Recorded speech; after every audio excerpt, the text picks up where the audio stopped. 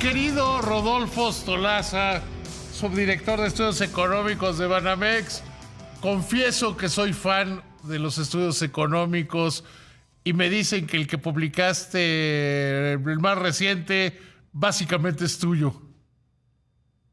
Siempre es un placer saludarte, David. Un placer siempre platicar con el padre del análisis superior. Muchas gracias. Sabes que el fanatismo es recíproco. Platícale al auditorio porque yo creo que es de esos documentos que vale particularmente la pena seguir. Ahora sí, si tu promedio es alto, este fue todavía más alto. Muchas gracias, David. Pues básicamente lo que hicimos es decir, bueno, estamos por entrar al Mundial. ¿Cuánto genera en términos de fútbol? En términos económicos el fútbol, y llegamos a un número para 2024, un poquito retrasado, pero es lo que tenemos en las cuentas nacionales anuales, de más o menos 52 mil millones de pesos, con un rango ahí de variación, y esto equivale a 0.16% del PIB. Para ponerlo en perspectiva, estamos hablando de que todos los consultorios dentales del país más o menos generan ese valor.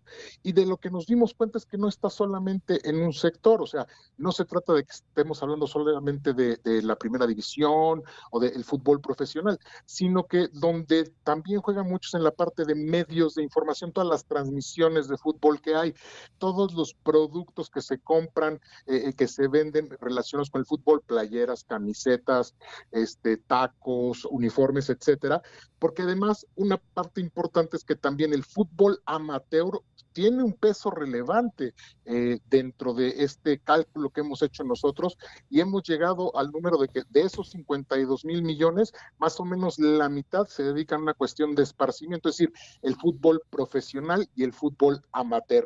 Y otro tercio de ese total se ubica en medios de información. La verdad es que fue un trabajo bien interesante, y otra de las cosas que encontramos es que la industria del fútbol es procíclica. Cuando cae la economía del fútbol le va mucho peor, pero cuando sube la economía, cuando es expansiva, la economía del fútbol crece mucho más fuerte. Sí, o sea, por ejemplo, depende, depende mucho la economía de cómo le vaya a México en el Mundial. Si empiezan metiéndole goles a Sudáfrica, va a ser otro el ambiente y otro el consumo que se dé. Fíjate que eso que decías del entretenimiento, ayer estuve en una tienda de Adidas, porque fui a recoger unos tenis.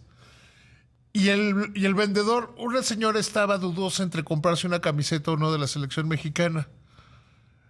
Y le dijo, pues yo le recomendaría que se la lleve porque se nos van a acabar.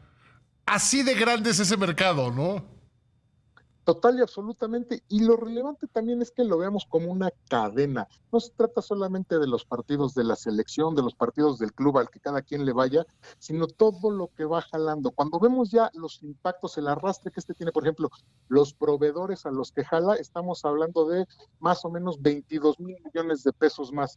Es decir, sí hay un arrastre muy fuerte. Y si luego consideras todos los sueldos que se pagaron en la industria del fútbol y cómo se vuelven a utilizar dentro de la economía, el arrastre adicional es de 76 mil, 77 mil millones de pesos. La verdad es que fue muy interesante ver eso, que no se trata solamente de una industria muy enfocada al deporte, sino que es todo un ecosistema, toda una cadena de valor que requiere de diversos sectores para poder entender su magnitud económica. Sí, porque pensando en el Mundial, no solo son los partidos, es todo lo que hay en torno a los partidos. Exactamente, es cómo llegas al partido, lo que te vas a comer en el partido, lo que te pusiste como ropa cuando vas al partido.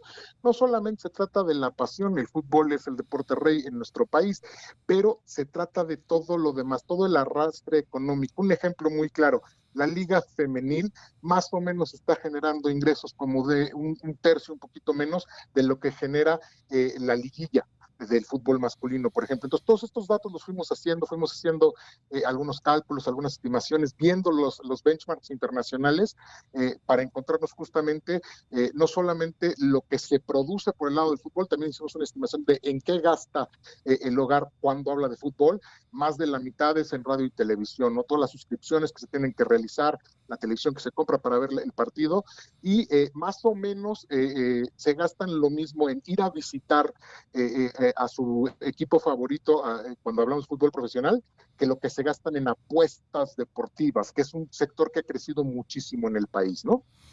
Yo creo que es un documento, por eso me interesaba mucho platicar contigo, porque yo creo que es un documento muy interesante que ustedes hayan puesto a ver pues los números del fútbol y que van más allá de la colección. Hoy, por ejemplo, alguien me decía, algún señor me decía de la locura de las estampitas en los colegios, ¿no? O sea, ese es un artículo relacionado con el fútbol. Total y absolutamente, pero no solamente en las escuelas, en todos lados. A mí me tocó en un centro comercial, niños, grandes, adultos, de todas las edades haciendo intercambio de estampitas. Es una locura lo que genera el mundial. En ese sentido, nosotros pensamos que la derrama económica que va a haber va a ser equivalente como a 0.1 puntos porcentuales del PIB, porque tenemos relativamente pocos partidos, y esto ya está integrado desde hace ya varios meses dentro de nuestro escenario.